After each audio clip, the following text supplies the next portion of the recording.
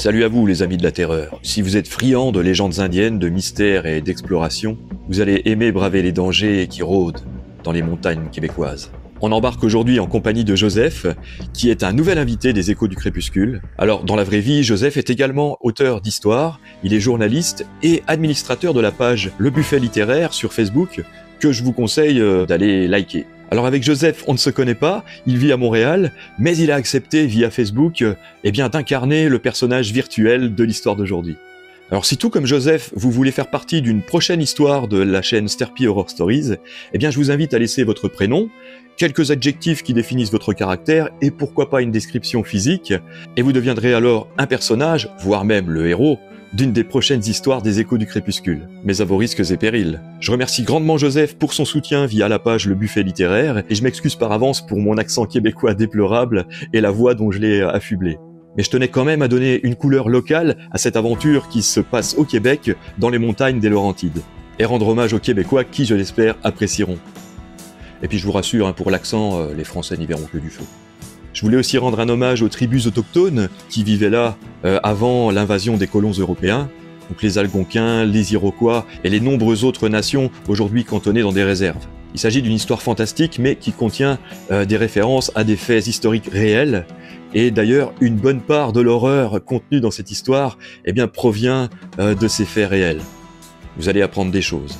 Installez-vous confortablement pour une évasion sur les sommets de la terreur, à la rencontre de la terrifiante Frislide, esprit maléfique des glaces et des montagnes. Et si vous aimez, pensez au pouce bleu. Bon voyage.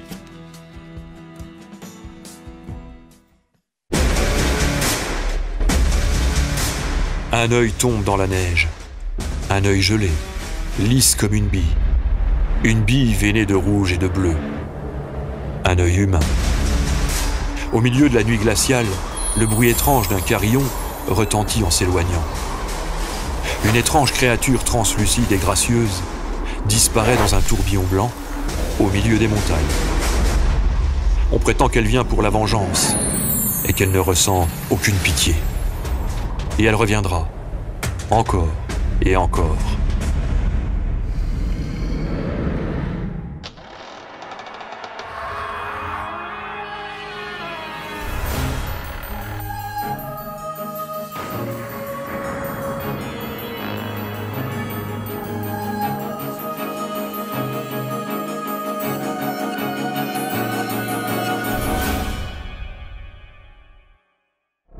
Bienvenue dans ce nouvel écho du crépuscule.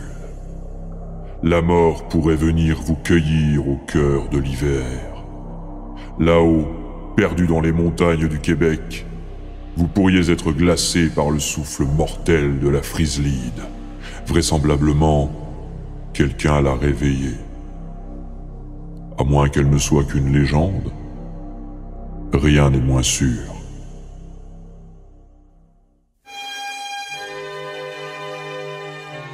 Joseph raccroche le téléphone. Si ce que son ami Simon vient de lui raconter s'avère véridique, il tient potentiellement un scoop. Il n'y a d'ailleurs aucune raison pour que Simon raconte des cracks, c'est pas son genre. Amis de longue date, Simon et Joseph se sont rencontrés à l'université d'Ottawa, où ils ont obtenu tous deux leur baccalauréat en journalisme numérique. Simon était originaire de la région Lorraine, en France, où il retourna à la fin de ses études. Mais il revenait souvent au Canada pour explorer les montagnes québécoises des Laurentides, ne manquant jamais de faire un crochet par Montréal pour visiter son ami Joseph. Vers la trentaine, reconverti en guide de montagne, Simon s'est retiré définitivement dans la région des Laurentides, dans un chalet perdu au milieu des bois où les hivers sont rudes. Comme le caractère du bonhomme. Même après des années de vie au Québec, Simon s'est accroché à son français sans accent. Enfin, sans accent, c'est ce qu'il croit. Toujours est-il que là-bas, dans les zones les plus froides et retirées du Québec, dans les méandres entre montagnes et forêts, Simon prétend que des gens disparaissent. Bien entendu, il arrive que des randonneurs s'égarent, mais que ce soit mort ou vif, on finit par les retrouver. Pas cette fois. Pas toutes ces fois, car les disparus, même des autochtones, se comptent par dizaines. La police piétine, il n'y a pas d'indice. Et d'après Simon, il ne cherche pas aux bons endroits. Sauf que lui, fin limier, tient peut-être une piste. Il effectue sa propre enquête et il souhaite que Joseph l'épaule. Non seulement ça peut déboucher sur un article passionnant, Mais en plus, ce sera une bonne occasion de revoir son ami, perdu de vue depuis des années. On ne peut pas dire que Simon est un accro des réseaux. Tout le contraire de Joseph. En tant que journaliste indépendant, travailleur acharné, il se doit d'être connecté en permanence. Joseph vide son chocolat chaud d'un trait en songeant à ce qu'il va emporter dans sa valise. Il partira dès demain matin. Montréal-Maniwaki, environ 300 km et quasiment 4 heures de route. Maniwaki, c'est le lieu de rendez-vous. Joseph se demande pourquoi son ami a choisi cette ville plutôt que les Hautes-Laurentides où il vit. Au téléphone, Simon a mentionné une communauté algonquine à laquelle il souhaitait rendre visite. Tout du moins, rencontrer l'un des doyens avec lequel ils ont rendez-vous en milieu d'après-midi. Ça signifie que Joseph n'aura pas le temps de se poser avant d'entrer dans le vif du sujet. Simon n'a jamais été du genre à tergiverser. À mi-chemin, Joseph fait une pause au Café Général, un petit chalet sympathique duquel il ressort son gobelet à la main et une petite tartelette qu'il déguste avant de remettre le moteur en marche. Il envoie un SMS à son ami. « Je suis au niveau de Vol-David, je serai là dans 2h30. » Puis il prend quelques photos qu'il enverra à sa famille. Célibataire, Joseph n'a pas encore trouvé la perle rare, son emploi du temps ne lui laissant pas tellement le loisir de fréquenter des lieux de rencontre. Pas question d'aventure sans lendemain, il veut du concret et réserve sa gentillesse à celle qui saura la lui rendre. La neige dégringole en gros flocons sur le pare-brise de la Toyota Corolla. Joseph tapote sur le volant en sifflotant un air diffusé par le 102.9 de Rythme FM.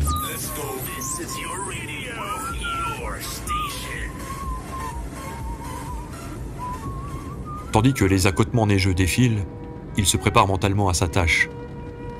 L'idée d'interviewer un descendant du plus vieux peuple ayant vécu sur le sol canadien l'impressionne, autant qu'elle le stimule. Ça ne s'appelait pas encore le Canada quand ceux qu'on a nommés les Algonquins vivaient de la cueillette, tannaient des pots, vivaient au contact de la nature et puis ont été relégués dans des réserves par les colons et l'industrie forestière qui exploitèrent leurs terres. Des terres sur lesquelles ils vivaient depuis des millénaires. Joseph a toujours trouvé ça injuste, d'autant que les Algonquins n'ont jamais signé de traité de cession de terre, contrairement à d'autres peuples amérindiens. Mais comme beaucoup de citadins, il ignore tout un pan de cette histoire du continent américain. Mais quel rapport cela peut-il avoir avec les disparitions ?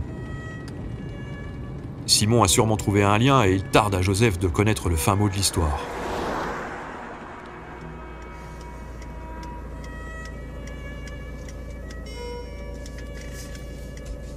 Enfin arrivé devant chez Maniwaki Pizza, Joseph retrouve son vieil ami à sa voiture.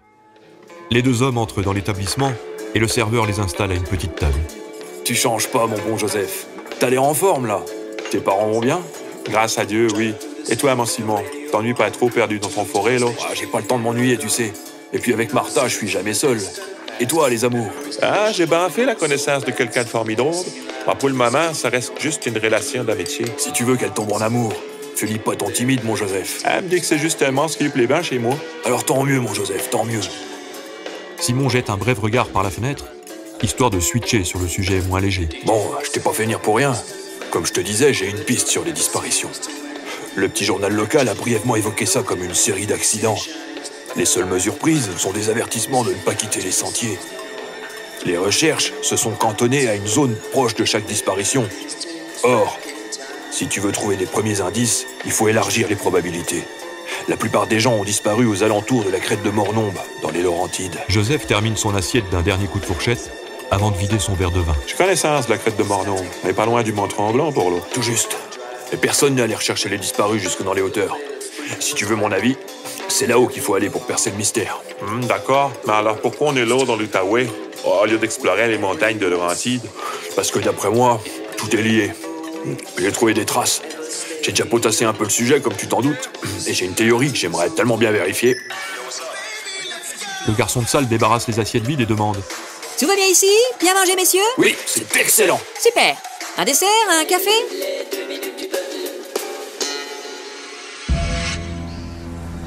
Au sortir du restaurant, Simon explique qu'il sera plus pratique de se rendre à pied au lieu du rendez-vous. On va à Kitigan-Zibi, c'est juste à côté. Joseph attrape le petit sac à dos contenant sa caméra et son dictaphone, puis les deux hommes se mettent en marche sur leur raquette, en direction du territoire attribué aux descendants du peuple algonquin, la réserve indienne. Ils sont toujours soumis à la loi sur les Indiens de 1876. Mais aujourd'hui, ils ont le droit de perpétuer leurs coutumes et langue traditionnelle. En même temps, si je suis bien renseigné, ils sont plus que 1400. Tout à fait. Ce qui représente plus vraiment une menace pour votre État souverain.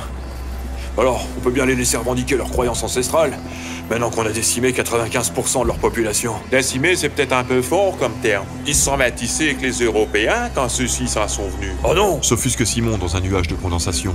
Pas toi, mon Joseph. Me dis pas que tu crois à ces inepties. Oui, il y a bien eu des métissages, mais crois-moi que la plupart, ils étaient pas consentis. Ok, il y a eu des accords commerciaux avec les Français en 1608, mais les virus rapportés avec eux ont eu raison de villages entiers.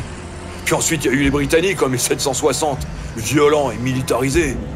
Sans compter l'omniprésence, excuse-moi de le rappeler, des jésuites catholiques qui ont contribué à effacer leur identité ancestrale en leur faisant renoncer à leurs croyances. Et pas toujours de la manière la plus pacifique qui soit. Oui, mais aujourd'hui c'est différent. Peut-être. Mais à l'époque, ça s'est fait dans la violence, sous la contrainte. C'est un génocide. Pour le moment, ça n'a toujours pas été reconnu comme tel.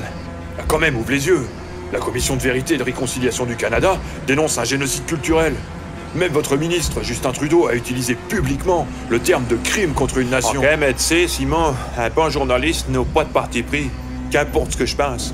Ça aurait arrivé s'il faut aborder le sujet dans mon article, j'en parlerai objectivement, sans faire interférer mon jugement. J'espérais qu'on pourrait dénoncer tout ça au passage, quoi. Mélange pas tout. Pour la base, ma job, c'est de couvrir ton enquête autour des disparitions. Pas de réhabiliter la mémoire des tribus algonquines. D'autres font ça, ben mieux que moi, là. Ils se remettent en marche sur le chemin forestier. Et si je te disais que c'est sûrement lié? Toujours pas fait pour ta théorie. Et là, je commence à me demander si t'es bien sûr de toi. On peut être sûr de rien. C'est pour ça que je préfère pas t'en dire trop pour le moment. Mais si ça se vérifie, je peux t'assurer que tu tiendras un reportage captivant. Je crois me souvenir que tu aimes les histoires un peu surnaturelles, non? Oui, ça dépend. Crois-tu les disparitions liées à un phénomène surnaturel? Oui et non. Bah tiens, on est arrivé. Normalement, Waskuda nous attend chez lui. Les deux amis avancent en direction d'un chalet, recouvert d'un toit en tôle, un peu en retrait du centre de Kitigan-Zibi. Le petit lopin est enserré dans les bras glacés de la forêt, couverte de givre. Devant la maison de bois, un totem d'au moins 2 mètres et un brasero fabriqué avec un tonneau percé où se consument des branches de bouleau. À la chaleur des flammes, un vieillard assis sur un banc contre la façade est occupé à sculpter un bout de bois à l'aide d'un couteau. Il porte un anorak rouge et noir. Un bandana recouvre ses longs cheveux gris et filasses. Il se lève pour venir à leur rencontre. Les 3 hommes se saluent. Permettez-vous que mon ami filme l'entrevue? Of course. It's good to let people know. Bien sûr. Il est bien que les gens sachent. Je vous en prie, installez-vous. Nous serons bien ici pour échanger. Il désigne une place sur le banc pour Simon et il s'assit en tailleur face à lui, sur un petit carré de fourrure posé sur le sol. Autour du brasero, la neige a un peu fondu. Joseph installe ses trépieds et pose ses 2 caméras. Il accroche les micro-cravates au col des 2 autres. Totale improvisation. Il ignore encore pourquoi son ami souhaite s'entretenir avec un membre de la Première Nation. Il relie un boîtier à son iPhone pour capter le son des micros. Do you want a coffee, a tea, or something Vous else? désirez du café? Du thé? Ou autre chose? Ouais, je veux bien un café. Rien pour moi, merci. Le vieil algonquin s'éclipse. Joseph prend son ami en aparté et lui fait part de ses doutes. Tu m'as toujours pas dit pourquoi on est là. J'espère que tu m'as pas fait venir pour un reportage sur les Algonquins sous couvert de cette histoire des disparus. Fais-moi confiance, Joseph. Parce que j'ai rien préparé. C'est pas dans mes habitudes de m'en venir sur un reportage sans avoir peaufiné les entrevues. J'ai déjà échangé un peu avec Wasekuda au téléphone. Je sais exactement de quoi nous allons parler. J'ai toutes les raisons de croire que les disparitions ont un lien avec une vieille légende dont il connaît les origines. N'hésite pas non plus à poser des questions si t'as envie. Bon je me console, au moins ça fait pas un scoop, ça donnerait un reportage exotique, là. En tout cas, je suis prêt pour la captation. Je laisse tourner le cam, et après je filmerai un peu le paysage pour inclure dans le montage. Wasekuda pose les boissons sur un rondin sculpté faisant office de table et se rassoit face à Simon. Ce dernier lance l'interview. Bonjour, Wasekuda.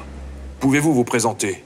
Yes, my name is Wasekuda, alias John Kistabish. Oui, je m'appelle Wasekuda, alias John Kistabish. J'ai 88 ans et je suis originaire de Maniwaki. Et donc, vous savez pourquoi nous sommes venus et quels sont les sujets que nous allons aborder? Ça ne vous fait pas peur? No. Why should I be Non, afraid? pourquoi aurais-je peur? It's no longer up to me to Ce n'est be plus à afraid, moi d'avoir but up peur, to you. mais à vous. For the spirit of the ice has Car awakened. l'esprit des glaces s'est réveillé et il ne sont s'en prend pas aux Anishinaabe. Cet esprit des glaces porte-t-il un nom? Les colons européens le nommaient la Frislide, mais mes ancêtres la nommaient Biwaban Manitou, l'esprit de l'aube d'hiver. Derrière son nom poétique se cache un mal abominable. Et peut-on voir cet esprit, je veux dire? Est-ce qu'il s'en vient dans un corps physique? L'esprit se matérialise sous la forme d'une créature féminine, au corps fait de vent et de glace. Mes ancêtres la décrivaient comme très belle, gracieuse, mais perfide et vicieuse. Aussi perfide et vicieuse que ceux à cause desquels elle fut invoquée. Et qui l'a invoquée? Un ancêtre. Et pourquoi? Demande Joseph. Vous demandez pourquoi? Parce que nous étions sans défense. Parce qu'on nous a tout volé. Nos terres, nos croyances, notre langage, nos identités, notre dignité, nos vies et même nos enfants. Joseph secoue la tête, incrédule. Ça serait un genre d'esprit de vengeance? Je dirais plutôt un esprit de justice. Vous autres, vous avez du mal à imaginer ce que mes ancêtres ont subi et quelles répercussions ça a eu sur ma génération. Simon acquiesce en silence. Il sort son GSM de la poche de sa veste en daim. Regardez ces photos que j'ai prises dans la montagne. Vous pensez que ça peut être l'œuvre de la Frislide? Joseph, intrigué, s'approche pour regarder par-dessus l'épaule du vieil Indien. Ça tient encore beaucoup de cachotterie comme ça? Demande Joseph, contrarié que Simon ne lui ait pas fait part de ses indices plus tôt. Je préfère avancer à pas de loup sur cette affaire. Je voudrais pas alimenter des fausses rumeurs. Il se tourne vers l'Indien. Si Wasekuda, vous nous confirmez que ça peut être l'œuvre de cet esprit vengeur, enfin, de justice, alors on pourra révéler le fin mot de cette histoire. Wasekuda regarde attentivement les 7 ou 8 clichés que lui présente Simon. On y voit d'énormes taches rouges sur le tapis de neige immaculé, ainsi qu'un sillon, laissant supposer que quelque chose de lourd a été traîné sur le sol. J'ai d'abord pensé que ça pouvait être l'œuvre d'un chasseur qui aurait emporté le corps d'un gros gibier. Mais j'ai suivi le sillon durant des centaines de mètres, et au bout d'un moment, plus rien. Et regardez, on peut voir ici que des traces de pas s'arrêtent net où il y a des taches de sang. Du moins, je présume que c'est du sang. Par contre, devant le sillon, il n'y a aucune trace. Aucune trace de pas montrant que quelqu'un aurait tracté un corps. C'est comme si le corps avait glissé tout seul sur la neige, sans personne pour le tracter. Et puis là, vous voyez, ça s'arrête net. Il n'y a plus aucune trace. Peut-être l'œuvre d'un charognard volant comme un urubu à tête rouge? Suggère Joseph. Impossible. L'urubu migre vers le sud en hiver. Et je doute qu'il ait la force d'emporter un corps humain. Ajoute le vieil Anishinaabe. Rien ne dit que c'est un corps humain? Pourtant, les seules empreintes qu'on voit autour de la scène sont celles d'un homme. Oui, pas de doute. Confirme Wasekuda. Joseph incline la tête. Peut-être les tiennes, Simon. J'ai comme l'impression que tu doutes de ma parole, mon Joseph. Ben non, fâche-toi pour là. C'est peut-être juste que t'as pas vu pour ça. Tu me prends pour un niaiseux, là. Prends-les pas molle. Je te lance juste des hypothèses, là. À ce moment, Simon perçoit un bruit étrange, comme un carillon de glace, un tintement de clochette dans le vent. Il coupe court au petit différend. C'était quoi ce bruit? Joseph fronce ses épais sourcils. Rien entendu, quel bruit? Simon observe les alentours pour y voir peut-être un carillon ou un petit mobile suspendu à une ficelle sur le pas de la porte du chalet. Mais il ne voit rien. Le bruit se reproduit. Tiens, vous entendez? Non, répond Joseph. Levant les yeux au ciel, Wasekuda, alias John Kistabish, marmonne. Dag, bagosena ni na wind, ni zinini wag. S'il te plaît, épargne ces deux hommes. Le vent glacé venu de la forêt fait vaciller les flammes du brasero. Vous devez être prudent. Celui qui entend Biwaban Manidu est déjà condamné. Son esprit sait que vous représentez une menace pour elle. Simon réprime un frisson. Pour lui, les disparitions sont liées à la légende, mais il pense que des humains sont responsables. Franchement, John, vous ne pensez pas que quelqu'un pourrait s'inspirer de cette légende de la Frislide pour faire disparaître les personnes dont je vous ai parlé au téléphone? Ce n'est pas une légende. Vous autres devez comprendre ça. Biwaban Manidu a été invoquée il y a 2 siècles pour rétablir l'équilibre. Mais elle n'a pas évolué avec le monde. Elle est emplie d'une haine ancestrale. Une haine ancestrale qui n'a plus lieu d'être. Cependant, elle continue à tuer, comme elle le faisait dans le passé. Mais les disparitions en question sont récentes. J'ai beaucoup de respect pour vos croyances ancestrales, mais je me dis quand même qu'alors, la Frislide aurait dû tuer sans discontinuer depuis son invocation il y a 2 siècles. Quelque chose ou quelqu'un l'a réveillée. Depuis 30 ans, on la croyait assoupie, mais elle revient. Perplexe, Joseph retourne contrôler ses caméras. Donc si je résume, il existerait une espèce d'entité invoquée par d'anciens Algonquiens qui continuerait à sévir dans le porage en enlevant des gens? Mais dans quel but? Elle n'a pas été appelée par plusieurs, mais par une seule et unique personne. Daniel Commanda. Aujourd'hui, elle n'a plus de but, Mais sa haine ne s'est pas éteinte. Attendez-moi un instant, je vous prie. Je reviens. John attrape quelques bûches qu'il ajoute dans le tonneau.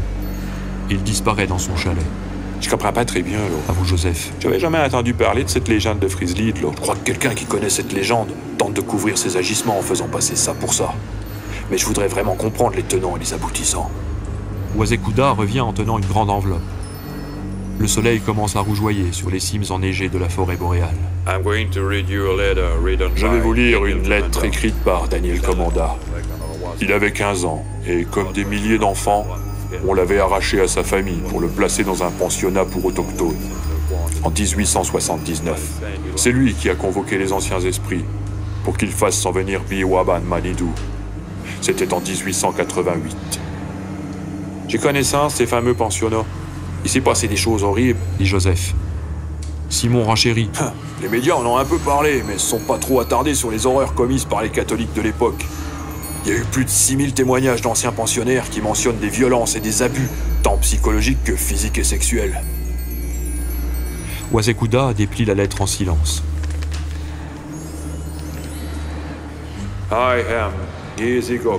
Je suis Izigokwe, l'enfant de la lumière, fils de Animi Kiwaskawaya, feu du tonnerre, le grand chaman de la tribu Weskarini.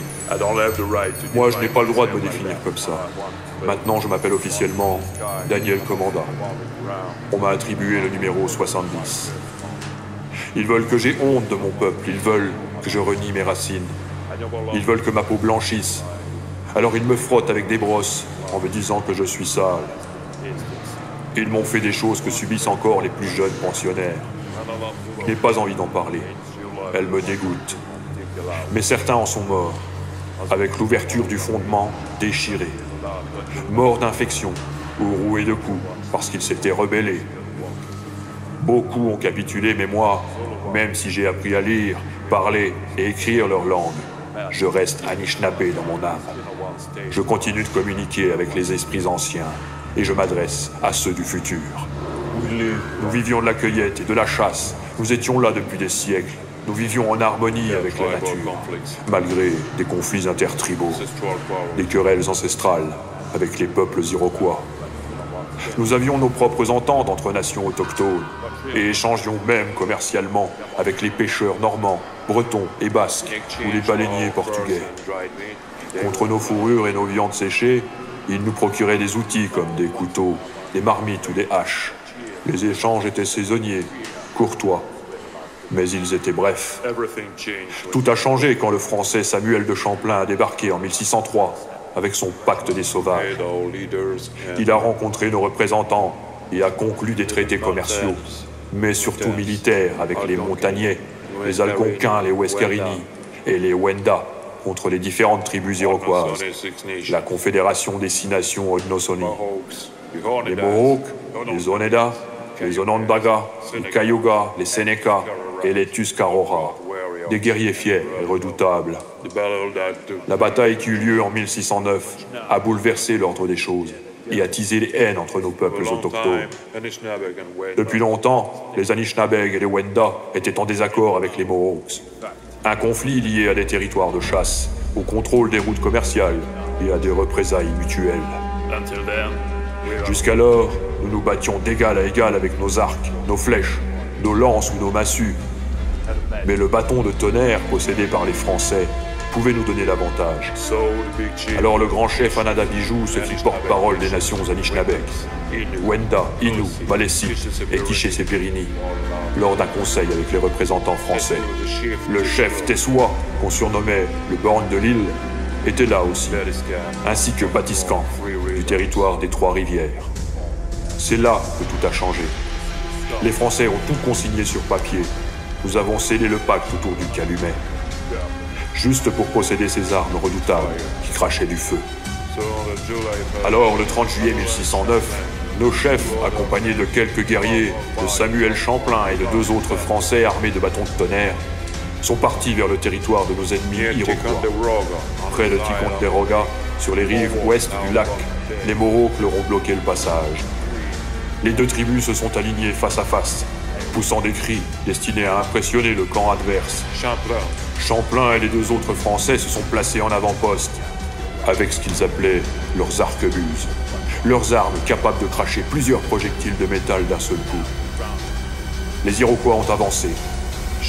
Quand ils furent à bonne distance, Champlain tira et abattit 3 chefs Mohawks. Ce fut le choc. Des blessés Iroquois seront abattus sur place, mais d'autres seront faits prisonniers.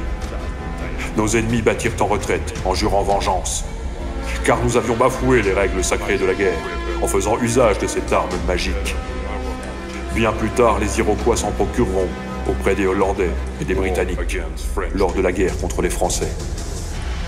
En attendant, conformément à nos coutumes, les prisonniers Iroquois subirent les tortures traditionnelles avant d'être achevés.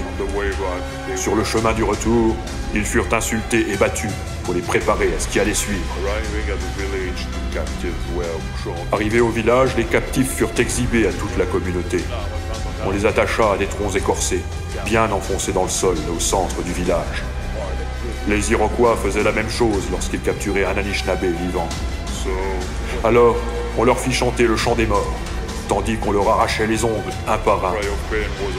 Le cri de douleur était une faiblesse, et les Iroquois faisaient preuve d'un grand courage en retenant leurs cris.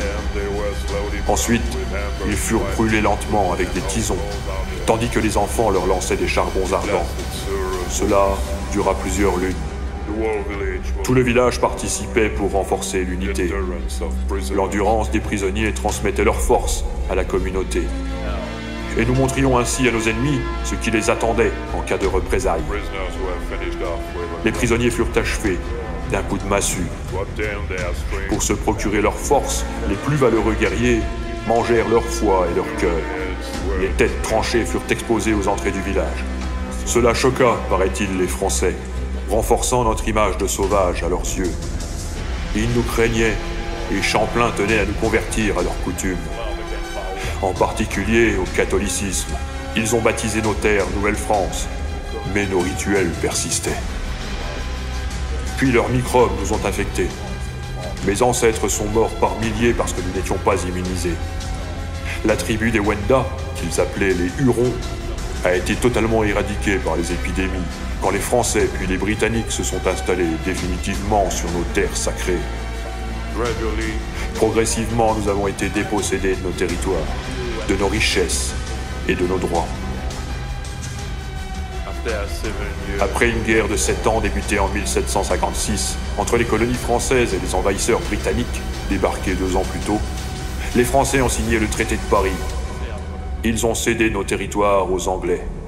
Les Anglais s'étaient alliés avec les peuplades iroquoises. La violence et la cruauté s'en sont vues décuplées. Certains stratèges britanniques offrirent à nos familles des couvertures infectées à la variole dans certaines régions pour nous affaiblir. Ils ont imposé leur langue et leurs nouvelles lois, réussissant à asservir même les Iroquois et à les cantonner dans les zones qu'ils baptisèrent réserves. Mais ça ne leur suffisait pas. Quand nos terres furent rebaptisées Canada en 1867, les religieux catholiques, anglicans et méthodistes avaient commencé à faire construire des pensionnats, des lieux de conditionnement pour les enfants autochtones. Et c'est là que l'horreur est survenue pour moi, mais aussi pour des centaines de milliers d'autres. Nous n'étions déjà plus très nombreux après les guerres et les épidémies, mais les colons voulaient effacer jusqu'à la mémoire de nos peuples. Leur slogan était « Tuer l'Indien dans l'enfant ». Tuer l'Indien dans l'enfant. Et c'est ce qu'ils ont fait. On m'a arraché des bras de ma mère pour me jeter dans un train. Comme tous les enfants, je pleurais. Je ne voulais pas quitter ma famille. Mais toute résistance était inutile. Car ils venaient jusque dans nos maisons nous prendre de force si nous refusions de partir. En vertu de la fameuse loi sur les Indiens promulguée en 1876. Rendu au pensionnat de Kitigan-Zibi, on m'a déshabillé et forcé à enfiler un uniforme gris avec mon numéro inscrit dessus. Désormais, je n'ai plus de nom. Je suis le numéro 70. C'est ce qu'ils aimeraient que j'accepte d'être. Un numéro. Alors j'ai rusé. J'ai fait semblant. Pour ne plus être puni quand je parlais ma langue natale. pour ne plus être battus, forcés à des actes humiliants dans la pénombre des confessionnaux. Et j'ai appris. Ils nous ont affamés, contraints à des travaux forcés, contraints à apprendre leur langue et les dogmes de leur religion, si loin de la terre, de la nature. Avec mon ami Iroquois Sakahaya, on se réunissait en cachette dans la forêt interdite pour rejouer les grandes batailles de nos ancêtres. Lui, l'Iroquois Mao, et moi, Giizi Gokwe, l'enfant de la lumière, l'Anishinaabe qui se laissait vaincre à titre de revanche sur la trahison. Mais nous ne voulions pas perpétuer la haine de nos ancêtres. Alors, en grand chef autoproclamé, nous décidâmes un jour de conclure un pacte de paix et d'alliance. Nous avions 8 ans. En l'honneur de cette alliance, nous avons durant des jours confectionné un totem de 2 mètres de haut, sculpté dans du bois, à l'aide de petites cuillères volées au réfectoire du pensionnat. Nous l'avons peint avec des couleurs obtenues tout aussi illégalement. Et nous sommes venus, dès que nous pouvions, pratiquer nos rites sacrés au pied de ce totem dont nous étions si fiers. Un jour, Sakahaya a convaincu d'autres enfants de venir célébrer avec nous la mémoire de nos pères. Mais certains avaient déjà honte de leurs racines indiennes. On nous montrait des films de cow-boys dans lesquels nos peuples n'étaient que des sauvages sanguinaires. On nous répétait que nos dieux étaient mauvais et que l'enfer nous attendait si nous refusions de nous agenouiller devant la splendeur de leur dieu unique. Alors quelqu'un nous dénonça. Le totem fut brûlé. Je ne revis plus Sakahaya après qu'il ait été flagellé aux yeux de tous pour servir d'exemple. Au pensionnat de Kitiganzibi, les rares Iroquois étaient traités plus sévèrement encore que les autres natifs. Pour ma part, je fus cloîtré en isolement durant des semaines, dans un cachot où d'autres que moi étaient déjà morts de faim, de soif ou d'une maladie infectieuse. J'ai ruminé ma haine pendant plusieurs années, en silence. Puis une nuit, récemment, je me suis souvenu d'un rituel. Une invocation puissante que mon grand-père avait transmise à mon père, qui me l'avait apprise à son tour. Effacé de ma mémoire par mes persécuteurs, c'était revenu comme un appel des anciens esprits. Il s'agit d'un rituel banni par les peuples de la montagne, un rituel sans nom que les descendants Anishinaabe avaient juré de ne jamais utiliser. Les forces déchaînées par ce rituel sont réputées incontrôlables une fois invoquées. Mais il y a quelques jours, je l'ai pratiqué. J'ai invoqué Biiwaban Manidu. Il fallait sacrifier une âme. J'ai choisi l'abbé Thibault, le plus sévère de tous, et aussi le plus pervers. Une nuit d'hiver, je me suis glissé dans sa chambre. Son feu à l'âtre crépitait, baignant la pièce dans une lumière mouvante. Mon ombre s'est allongée au-dessus de son lit. J'ai inspiré profondément avant de le saisir à la gorge, plus vivement encore que l'aurait fait le serpent. Ses yeux se sont ouverts, il m'a regardé, terrifié. Je n'ai pas lâché. J'ai accompagné son dernier souffle en resserrant encore mon étreinte mortelle autour de son cou. Ensuite, j'ai traîné son enveloppe dehors, en silence jusqu'à la forêt interdite. Et là, comme le rituel l'exigeait, j'ai découpé ses 4 membres. Un bras devait être brûlé, l'autre enterré. Une jambe devait être jetée à l'eau et la seconde laissée à l'air libre. Les 4 éléments ainsi nourris de la mémoire du persécuteur exigeaient aussi l'offrande de ses yeux. Je les lui ai arrachés avant de les ingérer, ainsi que le voulait la tradition bannie des anciens. J'ai alors emmené le reste de son corps dans les hauteurs pour l'offrir au bras de Biiwaban Manidu. La dépouille sanglante laissait une traînée de pourpre délavée sur le tapis de neige derrière moi. Je m'arrêtais là où elle était la plus profonde, où les couches dépassent la taille d'un homme. Je déposais le corps démembré dans le coton froid de la poudreuse. Là, un vent cinglant se leva au moment où je prononçais les mots bannis. La voix de Biiwaban Manidu vint s'unir à la mienne et nous ne fîmes plus qu'un durant un instant. Puis elle est apparue, blanche et translucide, froide telle la glace, nimbée d'une aura étincelante. Une lueur cruelle animait l'iris de ses yeux. Dans un souffle, elle m'intima de partir. Je suis resté un instant à l'observer, ébahi. Mes oreilles m'ont fait mal, j'ai reculé. Elle a sauté sur la dépouille de l'abbé, à la manière d'un oiseau de proie sur un petit animal. J'ai senti son souffle glacial. J'ai vu le corps du religieux se recouvrir de givre, puis se briser comme une calotte de glace, avant de se dissiper au vent, dans une poussière d'étoiles. Ensuite, elle a disparu. Mon procès n'a pas duré le temps d'un battement de cils. Demain à l'aube, on me pendra pour ce que j'ai fait. Mais Bihuaban Manidou continuera à dévorer les envahisseurs. De génération en génération, elle accomplira la vengeance. Et cela, tant que les hommes du Dieu unique n'auront pas imploré son pardon. Wasekuda replie calmement le papier. Le soleil a disparu derrière l'étendue boisée de l'Outaouais. Simon reste pensif tandis que Joseph pousse un long soupir, comme s'il avait retenu son souffle durant tout le récit. On savait certaines choses, Admet Simon. mais là je suis médusé. Les religions, je suis bien écœuré de ça. On ne peut pas blâmer les gens d'aujourd'hui, là, pour des crimes commis dans une époque reculée. Leurs connaissances n'étaient pas les nôtres, les mentalités étaient différentes. Le vieil Indien hoche la tête.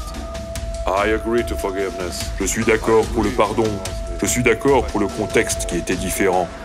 Mais nous autres, nous avons le devoir de mémoire pour que ça n'arrive plus. Et même là, vous savez, nos rites ancestraux sont réduits à du folklore pour les touristes. Vous voyez, dans le powwow annuel de Kitigan Zibi, on nous présente comme des bêtes de foire, exécutant nos danses rituelles au milieu d'un public qui paye sa place. Et là encore, on nous affuble d'un numéro, sous couvert d'un concours du plus beau costume. Moi, j'ai subi aussi le pensionnat, avec toutes les horreurs rapportées par Daniel Commanda. Moi, j'avais le numéro 128. Mais comme vous dites, c'est le passé. Alors j'ai pardonné. Mais Bihuaban Manidou, la Frislide, n'a pas passé l'éponge. Et elle est sur vous, Simon. Et pourquoi la Frislide m'en voudrait-elle? Je ne cherche qu'à rétablir une vérité, moi aussi. Vous êtes sur ses traces, elle le sait. Elle ne vous laissera pas faire. Joseph intervient. Admettons que tout ça était vrai, il faudrait de toute façon y mettre un terme. Et tout ça est vrai, monsieur. Vous pouvez refuser de le croire, mais la Frislide attaquera si vous persistez à la poursuivre. Je crois qu'on en sait assez. Coupe brusquement Simon en quittant le banc.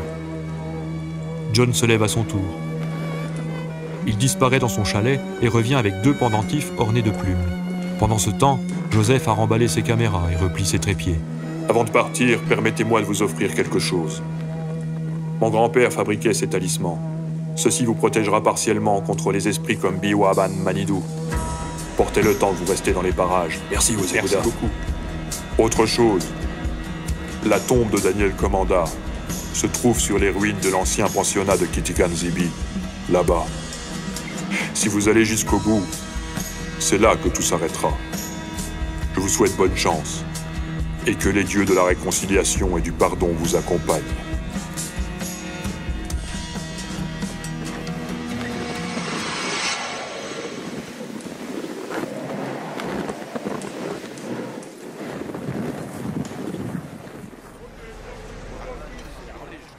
Attablés à l'auberge du Jalon, où ils passeront la nuit, les 2 amis achèvent leur second repas de la journée. C'est vrai qu'elle est vraiment très bonne, cette poutine. J'ai l'impression que cette légende de Frislide te défrise. Plaisante Simon. Je me trompe? Ben, c'est-à-dire que ces histoires d'esprit, ça me laisse pas indifférent, là. Alors je me dis que ça pourrait pas être vrai. En même temps, j'ai pas trop peur d'y croire. Moi, je reste persuadé que c'est l'œuvre d'un humain. Quoi que ce soit, on retournera demain sur les lieux où j'ai pris les photos. J'ai réservé un refuge là-haut pour la nuit prochaine. Dans les Hautes-Laurentides, là? Exactement. Enfin, seulement si tu veux, je t'oblige en rien. Joseph chiffonne sa serviette. Non, moi, ça me va. Si tu me dis qu'on peut trouver des indices, là, j'ai bien 2 jours à te consacrer. Mais faut qu'on pique une jazzette sur le comment as-tu fait le lien entre les disparitions et cette légende, là, la Frislide. Tiens, regarde cette vidéo. C'est comme ça que j'ai découvert son existence. Le bestiaire de l'obscur et des abominations. La Frislide. Tu vois, on la nomme aussi le charognard des glaces. Voilà. Créature fantomatique perfide, elle fond sur vous comme le blizzard. Son souffle figera vos poumons, vos chairs puis vos organes, en une masse de givre aussi lisse que du verre. Rendu à l'état de statue, vous n'aurez plus qu'à subir l'ablation de vos yeux, qu'elle emportera après avoir dévoré vos 4 membres gelés. Évidemment, c'est une légende. La Frislide réduira vos restes en miettes, desquels aucune trace ne subsistera après quelques bourrasques. Mais voilà quoi. Simon éteint l'écran de son smartphone. Après que j'ai trouvé les traces de sang dans la montagne, je suis tombé sur cette vidéo. Ça prend racine dans les Hautes-Laurentides, pas loin de là où j'ai pris les photos. Il est dit qu'elle arrache les yeux pour les emporter, après avoir totalement pulvérisé le corps. Simon boit une gorgée de café. Et il y avait un œil humain sur le sol, posé comme ça, comme une perle sur un coussin. J'ai rien dit devant Wasekuda, mais c'est cet œil qui m'a mis sur la voie. Tu as-tu pris en photo? J'ai voulu recueillir l'œil au creux de ma main. Il était dur et lisse comme du verre, avec ses vénules rouges et bleues figées dans la glace. Il y a eu un léger craquement quand je l'ai ramassé. Puis l'œil a éclaté en me brûlant la paume. Regarde. Simon expose l'intérieur de sa main, constellé de petites traces blanches comme des cicatrices. Ça a fait des cloques. Un froid brûlant. Anormal. Et là, j'ai pensé à de l'azote. Mais qui viendrait en pleine montagne congeler un œil humain avec de l'azote? Let's go. This is your radio. Your station. Le réfectoire de l'auberge s'est vidé. Il ne reste que Joseph et Simon attablés près de la fenêtre du fond. Dehors, la nuit opaque s'étire en silence. Est-ce corps hypothétique qui aurait été traîné, l'œil en aurait fait partie? Très sûrement. Et puis en voyant la vidéo, j'ai fait le lien avec la légende. J'ai fait des recherches. La Frislide est liée aux terres ancestrales du Québec. J'ai alors contacté une amie qui m'a mieux renseigné. C'est elle qui m'a conseillé d'aller trouver John Kistabiche. À ce moment, Simon plisse les yeux, comme intrigué par quelque chose. Mais son ami n'y prend pas garde. J'ai bien hâte d'aller inspecter les lieux. C'est bien probable que... La fenêtre s'est ouverte brusquement, et un vent comme une tornade s'engouffre dans la salle du restaurant. Joseph est renversé de sa chaise. La nappe en tissu s'envole, emportant avec elle les tasses à café et leurs soucoupes qui se brisent sur le parquet. Simon n'a pas le temps de les rattraper. Un cadre se détache du mur et vient le percuter à la tempe, si violemment qu'il en tombe de sa chaise. Puis la bourrasque s'arrête brutalement, en laissant derrière elle une fine poussière de givre en suspens devant la fenêtre béante. Joseph se relève. Simon, ça va? Il l'aide à se relever. Son ami se masse la tempe en grimaçant. Ah, tu saignes. Simon observe ses doigts poisseux. Oh, ça va, rien de grave. Je suis juste un petit peu sonné. Tabernacle, c'était quoi ça? Tout va bien, messieurs? Intervient l'employé en se précipitant pour ramasser les débris et refermer la fenêtre. Incroyable, je n'ai jamais vu ça. Plus de peur que de mal. Rassure Simon. Un coup de flotte là-dessus, il n'y paraîtra plus. Pour le désagrément, la maison vous offre pas. Le lendemain matin, après le petit déjeuner, les deux amis repartent de Maniwaki en direction des Hautes-Laurentides, à 160 km de là. Joseph laisse sa voiture sur un parking sécurisé, puis il grimpe dans la Honda Civic de Simon. 2 heures de route. Joseph scrolle son téléphone machinalement. En premier lieu, il voit les publications de la page Facebook Le Buffet littéraire, dont il est membre spécialiste et administrateur. Il sourit sur un des posts. Un auteur d'histoires audio de suspense et d'horreur lui propose d'être le personnage d'une de ses histoires. Ça mentionne « Laissez votre nom et 3 adjectifs en commentaire pour devenir le héros d'une histoire audio ». Étant lui-même auteur d'histoire, il trouve ça amusant. Allez-y, pourquoi pas. Il écrit « Bon, d'accord, Joseph, gentil, serviable, travaillant ». Puis il poursuit le défilement de l'écran. Sur une des pages actu qu'il follow, il tombe sur une information qui l'interpelle. Là encore 2 disparus. Ils font des appels à témoins dans la région. Car des dizaines de bénévoles sont en train de fouiller les environs. Ça tombe à pic qu'on sera là-haut pour contribuer aux recherches. Mais je suis certain qu'ils pousseront pas jusqu'à la crête de Mornombe. Mais nous, on va le faire. Une fois à Mont-Tremblant, Simon parque la Honda face à l'office du tourisme. Là, on lui confirme que 2 nouvelles personnes viennent de disparaître. Des recherches ont lieu actuellement dans la montagne. La police, avec des chiens et des citoyens volontaires, ratisse les environs. Les 2 hommes ressortent. Simon ouvre le coffre de la voiture. Bon, je t'ai pris une paire de raquettes. Il y a 2 heures de marche jusqu'à la crête de Mornombe. On a de la chance, il neigera pas. Joseph enfile sa doudoune la plus épaisse, ses moufles et un bonnet. Ben, j'espère quand même que c'est pas trop escarpé, là. Il y a un moment que j'ai plus fait des sports. Je te rassure, il n'y aura pas d'escalade. Et on peut prendre notre temps. Tiens, attends, je vais t'aider à porter ton barda, là. Moi, je vais pas m'encombrer, tu sais.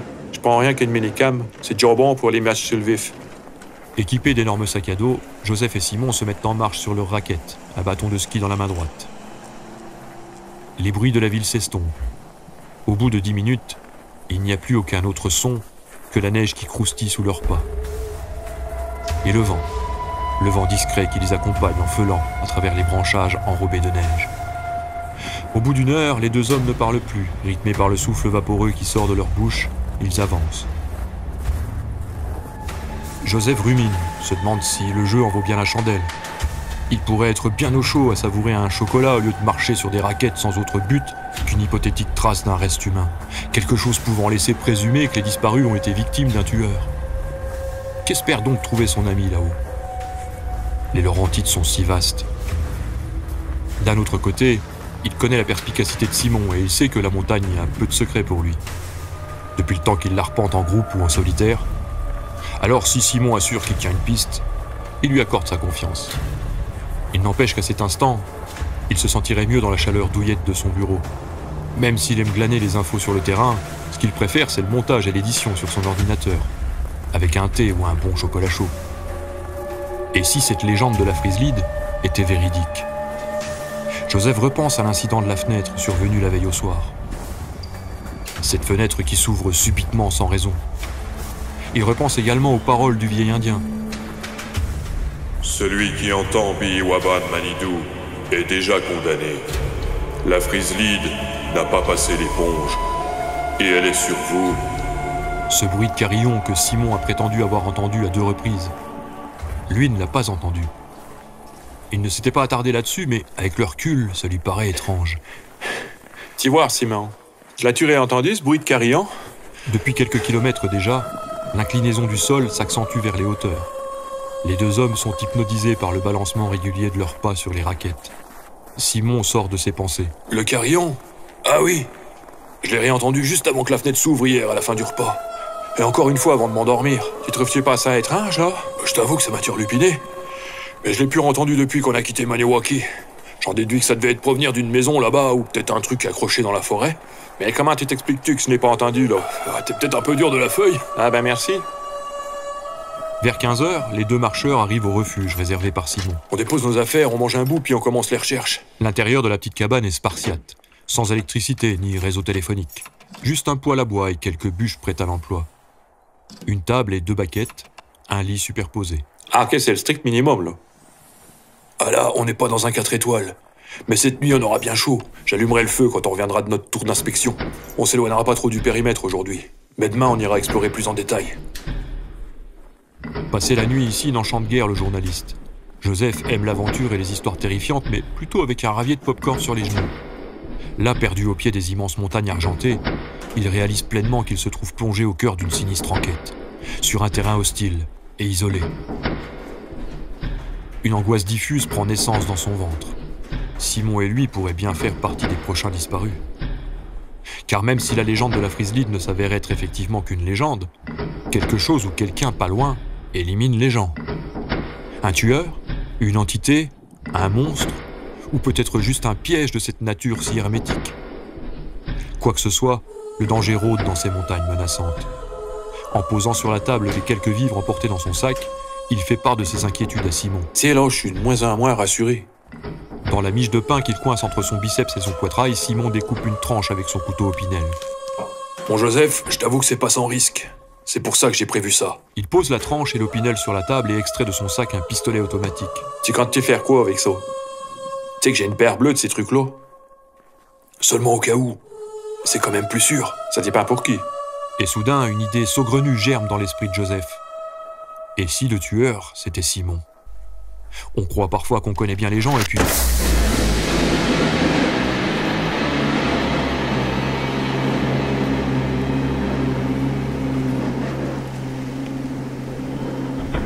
La porte s'est ouverte d'un seul coup. Les 2 hommes sursautent. Instinctivement, Simon a attrapé l'arme à feu et braque le canon en direction de l'entrée. Un homme, au regard terrorisé, enroulé dans un tourbillon de givre, fait irruption dans l'embrasure de la porte. Son visage est bleu, son corps est raide comme celui d'une statue. Ses cheveux semblent avoir été brûlés. L'homme pousse des cris et hurle des mots incompréhensibles.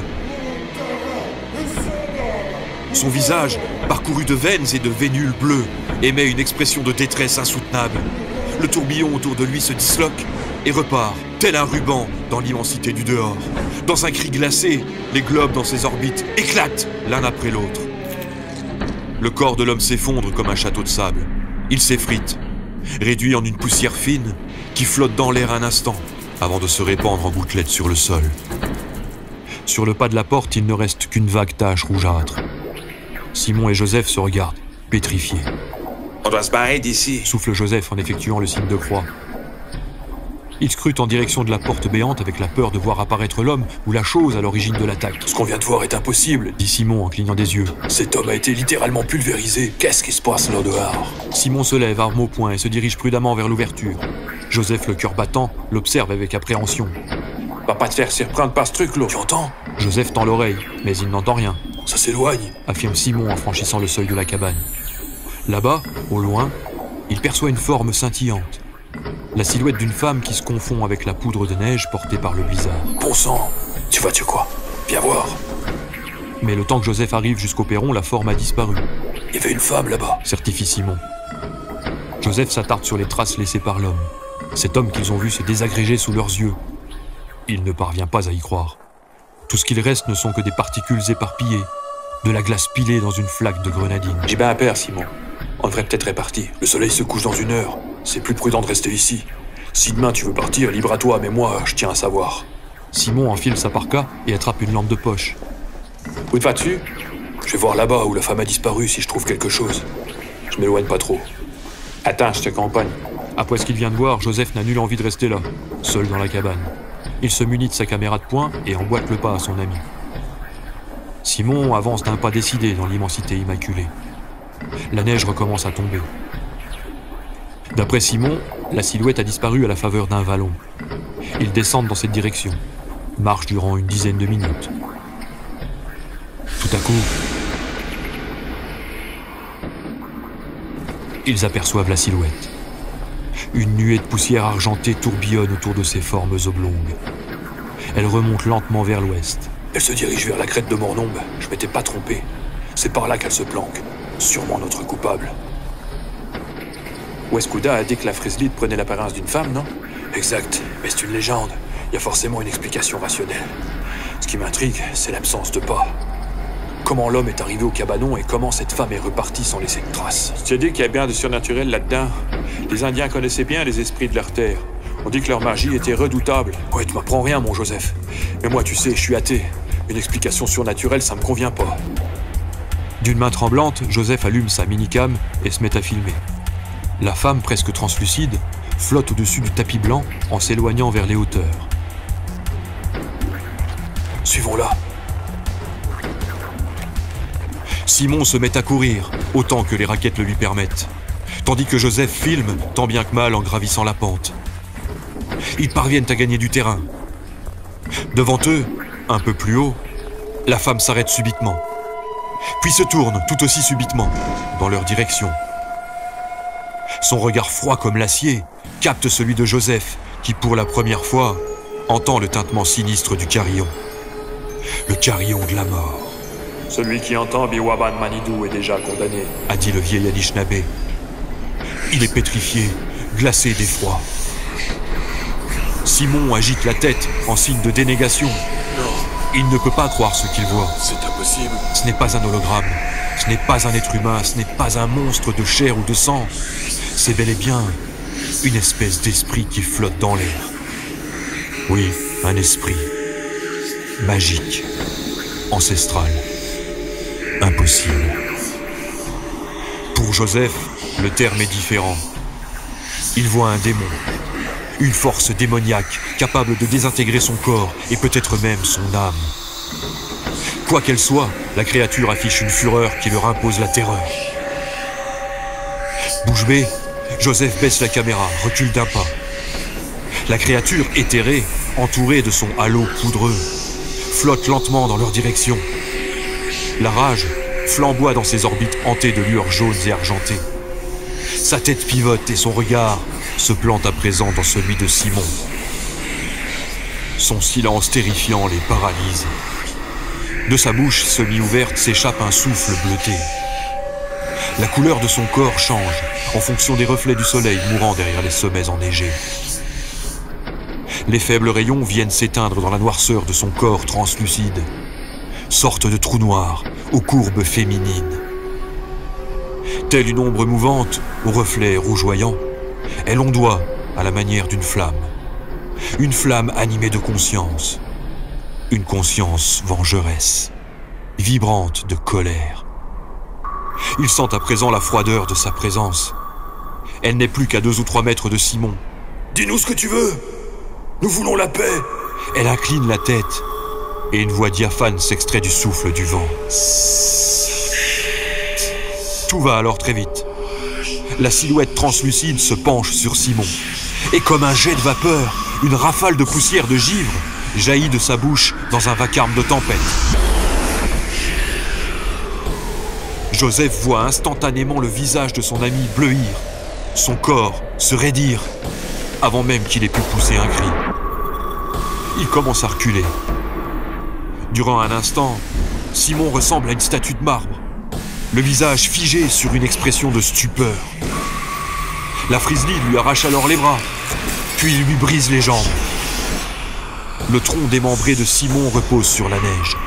Ces fragments se mélangent à la poudreuse qui virevolte en tourbillon autour du démon. Sa main fantomatique se tend vers le visage de l'homme statufié. Entre son pouce et son index, la Frizzly saisit un œil de Simon, qui se détache dans un craquement. Elle l'avale.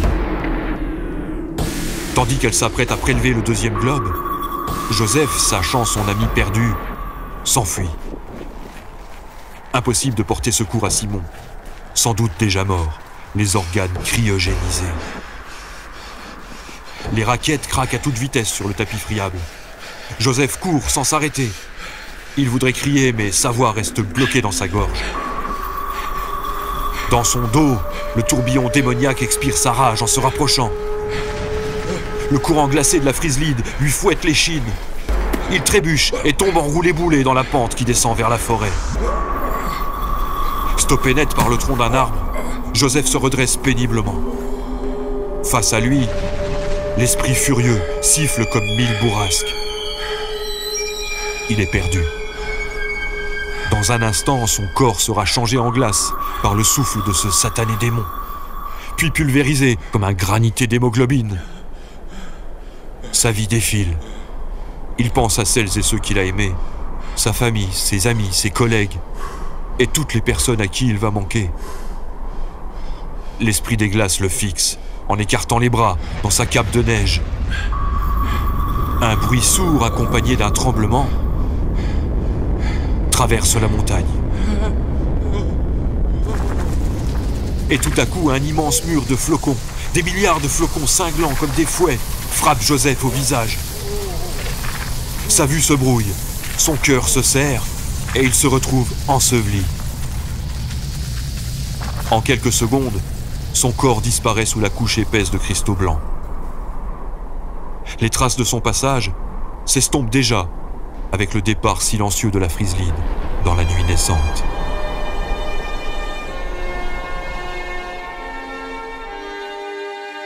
Trois semaines plus tard, les disparitions s'étaient multipliées de manière exponentielle, parce que les citoyens volontaires pour rechercher les disparus disparaissaient à leur tour, dans un cercle vicieux, une boucle macabre. Des indices, puis de l'ADN furent retrouvés aux alentours de la crête de Mornombe et du mont Tremblant. La théorie d'un tueur en série des montagnes s'imposait comme une évidence, tandis que la théorie de Joseph ne fut attribuée qu'à des hallucinations suite au manque d'oxygène. Flairé par les chiens dépisteurs, on l'avait trouvé englouti sous l'épaisse couche d'une avalanche récente. Une côte cassée et quelques hématomes. Des blessures bénignes desquelles il se remettait tristement. Tristement parce qu'il avait perdu un ami et qu'il réalisait que la vie ne tient qu'à un fil. Depuis, il priait chaque soir pour que le carnage de la Frizzly, Liwaban Manidou, l'esprit des neiges, invoqué par Daniel Commanda, cesse. On refusait de croire à sa version, et cela contribuait à le ronger. Il fallait mettre un terme à cette tuerie. Dans sa tête, il avait retourné maintes fois la phrase du vieil Indien. « La tombe de Daniel Commanda se trouve sur les ruines de l'ancien pensionnat de Kitigan Zibi, là-bas. Si vous allez jusqu'au bout, c'est là que tout s'arrêtera. » C'est là que tout s'arrêtera. Durant sa convalescence, Joseph fit des recherches autour du sujet des peuples natifs et de leur magie, autour des excuses formulées par le pape François et autour des milliers de tombes retrouvées autour des anciens pensionnats. Les enfants étaient morts sans que leur famille ne sache jamais ce qui leur était arrivé. Des enfants tombés dans l'oubli avec un pan de leur culture. Des âmes arrachées à leurs racines, des petits êtres sans nom, des numéros, dans des tombes anonymes. C'est là que tout s'arrêtera. Joseph retourna à Kitigan Zibi, afin de revoir Wazekuda, alias John Kistabish, et aussi pour trouver la tombe de Daniel Commanda, où tout était censé s'arrêter. Mais il trouva porte close. Il insista, fit le tour, regarda par une fenêtre. Mais le chalet du vieil Indien semblait à l'abandon depuis des années. Wazekuda avait-il jamais existé? Il trouva les ruines du pensionnat à 1 kilomètre de là. Partiellement détruit, le bâtiment émergeait du sol gelé comme les rebords d'une dent cassée. Les longues gencives grises de ces anciens jardins étaient criblées de pierres arrondies, plantées de guingois dans leur chair. Des centaines de tombes. Un cimetière anonyme à ciel ouvert. Là-bas, au loin, planqué à la lisière du bois, la Frislide observait. Joseph parcourut l'étendue macabre en silence. Comment trouver la tombe de Daniel Commanda? Et finalement, pourquoi seulement celle-ci? Joseph savait ce qu'il devait faire. Il fallait des excuses, il fallait un pardon et une réconciliation. Il fallait le repos éternel pour toutes ces âmes. La paix. Les larmes aux yeux, la main tremblante, il se signa avant d'entamer une cérémonie solitaire qui allait durer des heures. Biwaban Manidou n'intervint pas. Elle guettait. Peut-être attendait-elle aussi le repos, lasse de sa sinistre mission. S'agenouillant sur chaque sépulture, Joseph murmura une prière que son cœur lui suggérait. Il ne reconnut pas sa voix lorsqu'elle sortit de sa bouche. Au nom de tous mes frères, j'implore ton pardon, et je souhaite à ton âme de gagner les champs célestes qui sont les tiens.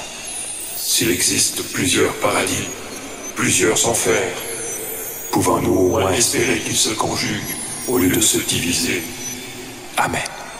Même si cela ne fonctionnait pas, ça ne pouvait pas non plus empirer les choses.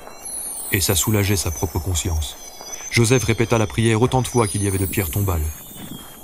À un moment précis, la Frislide sortit de sa cachette et lui apparut. Son regard était doux. Doux et triste. Résigné. Elle s'approcha de Joseph dans un léger mouvement d'air. Oui, elle était fatiguée de tout ça. Elle était épuisée de haïr, de tuer, de perpétuer la colère. Elle apposa les paumes de ses mains croisées l'une sur l'autre, sur sa propre poitrine, comme les ailes d'un oiseau. Elle acceptait les excuses.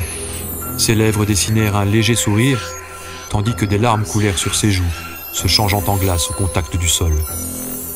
Sa silhouette aérienne se matérialisa un instant en une statue gelée. Son visage se fissura, se fragmenta, puis finit par s'effriter. La poussière s'envola au gré du vent, à la façon des flocons blancs des pissenlits qui s'envolent quand on souffle dessus. Le reste de son corps s'affaissa, comme du sable englouti dans le goulot d'un sablier. Joseph poussa un soupir puis un râle de soulagement qui s'acheva sur un Alléluia. Alléluia. Par respect et aussi par sécurité, il faut bien l'avouer, il pria sur toutes les tombes restantes, achevant ainsi son rituel du pardon.